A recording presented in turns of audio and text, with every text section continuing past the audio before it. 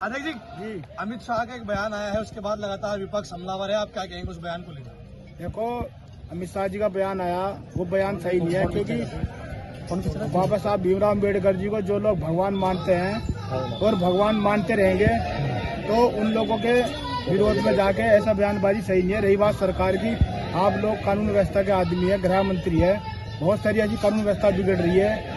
जो भगवान के मंदिरों में भी अत्याचार हो रहा, मंदिर में घुसने से भी मार पिटाई हो रही, उनमें मंदिरों में बलात्कार हो रहे, उनमें कोई कार्रवाई नहीं कर रहे, तो ऐसे बयान की कोई वो नहीं है। रही बात हम सरकार में शामिल है, इसका मतलब ये नहीं कि हमारे जिसे हम भगवान मानते हैं, बाबा साहब भीमराव अम्बेडकर जिनने हमें आजकल कपड़े पहनने का, चलने फिरने का, नौकरी पे बैठने का सब अधिकार दिया है, उसके खिलाफ देखो हमारी ये टिप्पणी गृह मंत्री जी से अच्छी नहीं है, और गृह मंत्री जी भी अपील करते हैं कि उन्हें माफी मांगनी चाहिए। अभी आप इस बयान पर माफी मांगनी चाहिए गृह मंत्री को? देखो, गृह मंत्री जी को माफी मांगनी चाहिए, क्योंकि ये बयान कोई छोटा बयान नहीं है।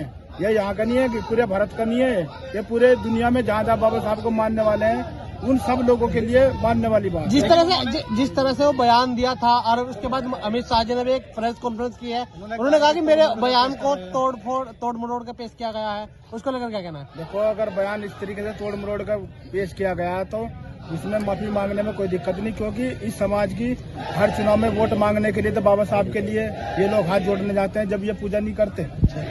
तो राष्ट्रीय लोकदल विरोध कर रही है इसका? राष्ट्रीय लोकदल कोई ऐसा पूरे प्रदेश में इस तरीके से कोई विरोध नहीं है। मैं अनुसूचित जाति का होने की वजह से मैं दलित समाज का आदमी हूं, और मैं बाबा साहब की विचारधारा को लेकर आंदोलन भी किया है, तो इसलिए हम इस बात के लिए अपने तरीके से बोल रहे हैं कि जो हमारा समाज है इस बात से दुखी है कि भाई अमित शाह जी ने, गृह मंत्री जी ने ऐसे चिंताजनक बात कही है, तो उसमें उन्हें अपनी सफाई पेश करके आगे का माहौल को संभालना है। जयंत चौधरी इस पर कोई बयान नहीं आया है, जो आपकी पार्टी के मुखिया है जयंत चौधरी, उनका इस पर कोई बयान नहीं आया। इस पर देखो, जयंत चौधरी जी क्यों बयान देंगे इस पर? जयंत चौधरी जी हमारे जो SC आयोग के जो राष्ट्रीय अध्यक्ष हैं, वे लोग इस पर बयानबाजी करेंगे, उनका मैटर है। और रही बात, जयंत चौधरी जी कभी भी ऐसी कोई विचारधारा के खिलाफ नहीं है। अभी आपने देखा कावड़ में जो मुद्दा उठा था, हमारे जयंत चौधरी जी सबसे पहले आगे आए थे, ऐसी बात नहीं है। सरकार में शामिल होना